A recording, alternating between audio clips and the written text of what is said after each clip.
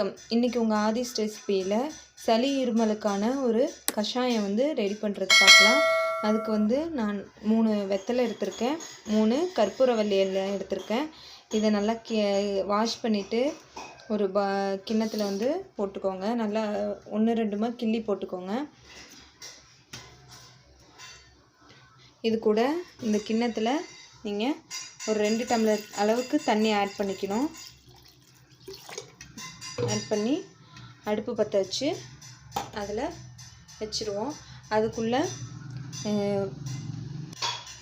நான் இந்த இதெல்லாத்தையும் நம்ம நல்லா தட்டி எடுத்துக்கலாம். இது பார்த்திங்கன்னா சித்தரத்தை, கிராம்பு, மஞ்சள், சுக்கு, திப்பிலி, மிளகு, இது காஞ்சி திராட்சை. காஞ்சி திராட்சையை மட்டும் விட்டுட்டு மற்ற எல்லாத்தையும் நம்ம சுத்தியல்லையோ இல்லை மிக்சிலையோ சும்மா ஒரு ஓட்டு மட்டும் ஓட்டி எடுத்துக்கலாம். பாருங்க, நான் சும்மா ஒரு தட்டி எடுத்து வச்சுருக்கிறேன். இது கூட நீங்கள் ஜீரகமும் ஆட் பண்ணிக்கோங்க. இது எல்லாத்தையும் நம்ம இதை வச்சுருக்கோம் பாருங்கள், அதிலே ஆட் பண்ணிடலாம்.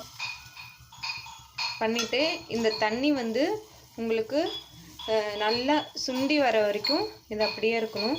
அது கூட நம்ம எடுத்து வச்சுருக்கிற இந்த உலர் திராட்சையும் ஆட் பண்ணிடலாம். பாருங்கள், இந்த கஷாயம் நாள்பட்ட சளியிலிருந்து நம்மளை விடுவிக்கும். இந்த கஷாயத்தை ஒரு நாளைக்கு 2 வேளை வீதம் 3 நாளைக்கு தொடர்ந்து குடிச்சிங்கன்னா எப்பேற்பட்ட சளி, இருமல் எல்லாமே உங்களுக்கு சரியாகி எல்லாமே வெளியில் வந்துடும்.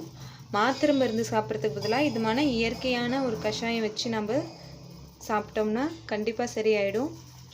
இப்போ நான் பனங்கல்கண்டு எடுத்து வச்சுருக்கிறேன்.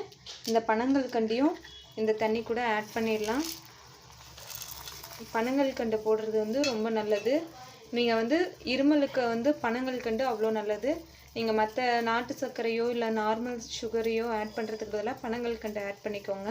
முக்கியமாக இந்த கஷாயம் ரெடி பண்ணும்போது அடுப்பை நீங்கள் சிம்மிலே தான் வச்சுருக்கணும். இந்த அளவுக்கு கொஞ்சம் தண்ணி வற்றினதுக்கப்புறம் நீங்கள் கொத்தமல்லி கொஞ்சம் எடுத்து வச்சுருக்கிறேன், அதையும் இதோட ஆட் பண்ணிக்கலாம். நீங்கள் ஜீரகம் இருந்தாலும் அதையும் ஆட் பண்ணிக்கோங்க. இது இன்னும் நல்லா ஒரு 2 டம்ளர் தண்ணி ஒரு அரை டம்ளர் தண்ணி ஆகிற வரைக்கும் நல்லா சுண்டி வரட்டும். நம்ம ஊற்றின தண்ணி நல்லா வற்றி இந்த அளவுக்கு வந்துருச்சு. இதை இப்போ வடிகட்டிடலாம்.